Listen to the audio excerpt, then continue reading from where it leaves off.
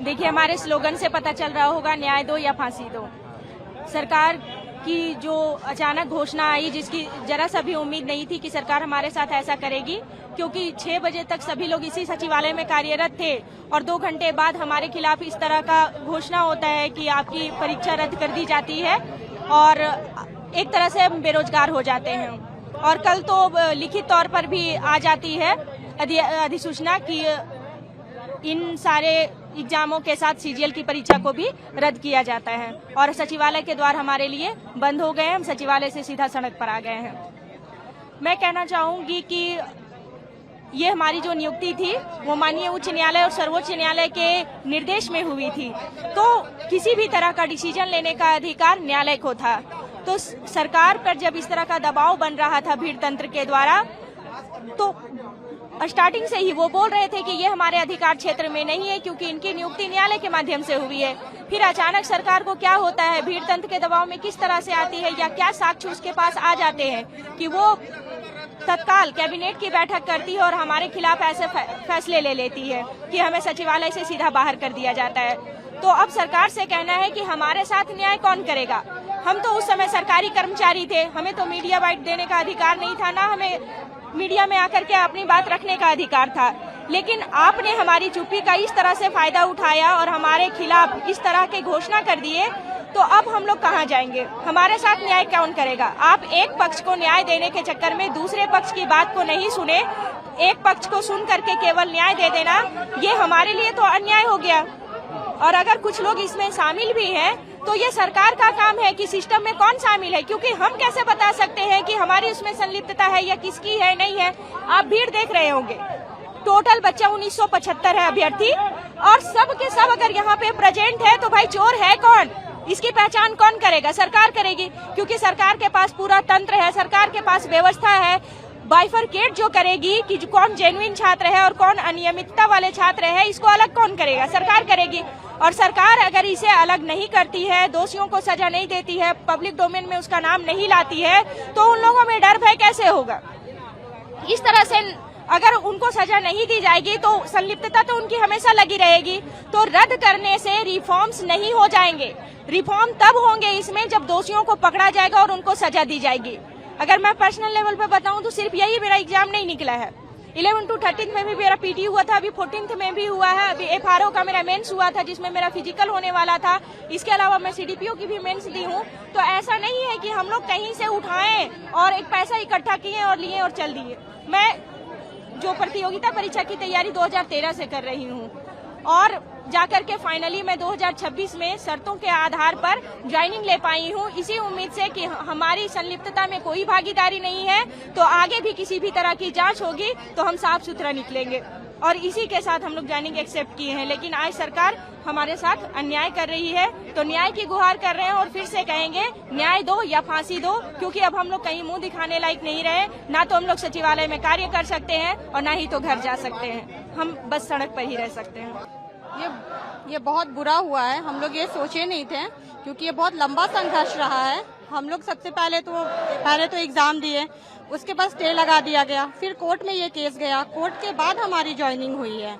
उसके बाद भी हम पे हमेशा आरोप लगता है कि आप पैसा दे के आए हैं, पैसा दे के आए हैं। एक तो हमारे लिए ये भी बहुत अभाग्यपूर्ण बात है ये कि मतलब ये कलंक हमेशा लगा रहा है कि आप पैसा दे के आई हैं, बाद में अब हमें यहाँ बैठा दिया गया। हमारा भी तो पक्ष सुनना चाहिए ना। आप एक भीड़ आया, आप भीड़ की बात सुन लिए, आप कह रहे हैं कि हम दबाव में हैं या कोई भी चीज है। हम सभी यहाँ जांच के लिए तैयार हैं, सारे कैंडिडेट जांच के लिए तैयार है। आप ओएमआर का जांच कर लीजिए, हमारे बैंक अकाउंट चेक कर लीजिए, फैमिली रिलेटिव जो चेक करना है आप चेक कीजिए। पर आप मतलब एक ये नहीं निकाल सकते हैं कि कल से अधियाचना वापस ले ली जाएगी। कल तक हम वहीं बैठ रहे थे, आज हमें रोड पे बैठना पड़ रहा है। तो ये कहाँ तक ये न्याय संगत है? आगे अब जैसा सबका डिसीजन होगा वो किया जाएगा। सरकार हमारी सुने तो अच्छी है, तो फिर से हम लोग कोर्ट ही जाएंगे और क्या कर सकते हैं। लेकिन ये नियुक्ति वापस लेंगे, क्योंकि हमारा इसमें कोई कसूर नहीं है। आप था कि सीआईडी जांच करेगी, रिपोर्ट देगी, उसके बेसिस पे आप कुछ करेंगे। अगर जांच हुई है तो हमें भी जानने का हक है ना, हमें क्यों निकाला गया? ठीक है, आप बोल दिए कि अधियाचना वापस ले ली जाती है, आप लोग का सीजीएल रद्द हो गया, पर क्यों? हमारा उसमें क्या कसूर है? आप रद्द कर रहे हैं, हमें बताइए क्यों निकाला जा रहा है हमें?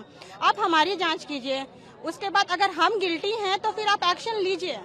हमारा पूरा परिवार तैयार है उस चीज के लिए कि हम भी आके बैठेंगे आप लोगों के साथ, क्योंकि मतलब एक कैंडिडेट है, बहुत से मतलब ऐसे लोग हैं जो नौकरियां छोड़ के आए हैं, उनका तो पूरा परिवार रोड पे आ गया। किसी के बच्चे स्कूल में जा रहे हैं, किसी की शादी तय हुई होगी, अभी अगर वो टूट जाता है उसका जिम्मेदार कौन होता है? किसी के बच्चे स्कूल में, स्कूल वाले तो नहीं मानेंगे कि भाई आपकी नौकरी चली गई, आप फीस नहीं दे सकते हैं। कोई हॉस्पिटल में है, आप कैसे कह सकते हैं कि कल से आपको नौकरी पे नहीं आना है, आपकी अधियाचना वापस ले ली गई, आपको नौकरी नहीं मिलेगी? अब हम लोग क्या करें? ये चीज है कि हमारा भी आप पक्ष सुनिए, एक बार हमारी भी बातें सुनिए, आप जांच कर लीजिए हमारी। हम लोग किसी भी तरह के जांच के लिए पूरे रूप से तैयार हैं। नेहा शर्मा, यहाँ नेपाल हाउस में एज ASO वित्त विभाग में। देख रहे हैं परिस्थितियां क्या है पिछले 2 दिनों से। जिस ऑफिस के अंदर हम कार्यरत थे पिछले 7 महीने से, आज हमें ये सुनने को मिल रहा है कि हम लोग अब नौकरी में नहीं है, JSSC CGL की परीक्षा रद्द कर दी गई है। तो ये बिल्कुल भी न्याय संगत नहीं है। सरकार ने एक पक्षीय फैसला सुनाया है। मैं ये कहना चाहूंगी सरकार से, ये मेरा अनुरोध है कि हम लोग हर तरह की जांच के लिए तैयार हैं। हमारी जजमेंट में भी यही है कि जांच होनी चाहिए, जो भी गलत पाए जाते हैं उन्हें सजा हो, ये नहीं कि सबको, सारे निर्दोष को ये सजा हो। और मैं बताना चाहूंगी बहुत सारे लोग हैं जो नौकरी छोड़ के आए हैं, तो सभी की क्या गलती है? एक एक की सरकार जांच करे। हम लोग हर तरह की जांच के लिए तैयार है।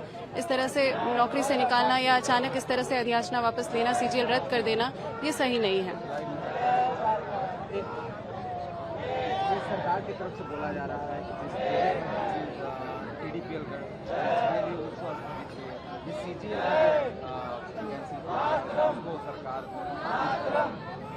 क्या लगता है किसी दबाव में लिया गया? देखिए, CGL परीक्षा को मैं बताना चाहूंगी TDPL ने नहीं लिया है। जितना भी था ये TDPL एजेंसी से जो भी रिलेटेड एग्जाम्स थे, CGL को TDPL ने नहीं लिया है। उसके बावजूद एक दबाव में आकर, एक भीड़ तंत्र को सुन के, एक पक्ष को सुन के सरकार ने यह फैसला लिया है। इसलिए हम इसके खिलाफ है। हमारे साथ अन्याय हुआ है और हम यही अनुरोध करते हैं कि सरकार हमें न्याय दे। इससे पहले आप कहीं काम करते? जी, मैं इससे पहले पिछले 7 साल से मैं राजस्व उपनिरीक्षक के पोस्ट पर कार्यरत थी और ये मेरी तीसरी सरकारी नौकरी है। तो हम कई लोग हैं जो इस तरह से नौकरी छोड़ के आए हैं, वो नॉर्मल रिजाइन करके आ गए हैं, जिनके पास ऑप्शन भी नहीं है कि वो पुरानी नौकरी में वापस जा सके। क्या गलती है हमारी? हम तो रोड पर आ गए, सबका परिवार कैसे चलेगा बताइए?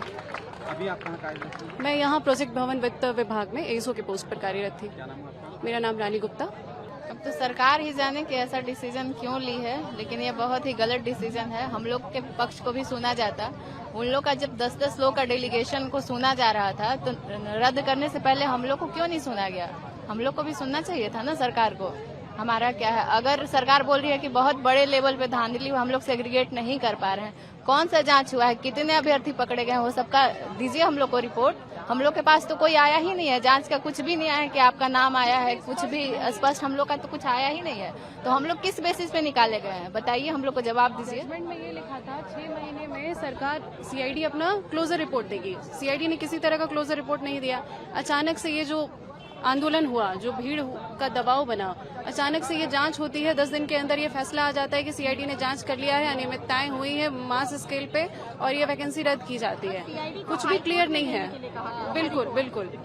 CID अगर जांच अपना जांच हमारे तक क्यों नहीं पहुंचा? हम लोग का जांच क्यों नहीं हुआ? अगर हुआ था जांच तो हम लोग अगर निकाले गए हैं तो हम लोग का जांच होना चाहिए था ना। तो हम लोग के पास जांच क्यों नहीं हुआ अभी तक? खिलाफ जो अभी रद्द की जो जारी की है वो गलत है और हम चाहते हैं उसको वापस ले जल्द से जल्द, क्योंकि हमारे साथ अन्याय हुआ है और हम चाहते हैं कि जो गलत तरीके से यहाँ पर आए हैं, अगर उनको लगता है अगर वो जांच में मिली है तो उन्हें बाहर किया जाए। अभी तक तो हमारी नाम तो नहीं आई, तो हमें तो ज्वाइनिंग पे रखना चाहिए पहले से।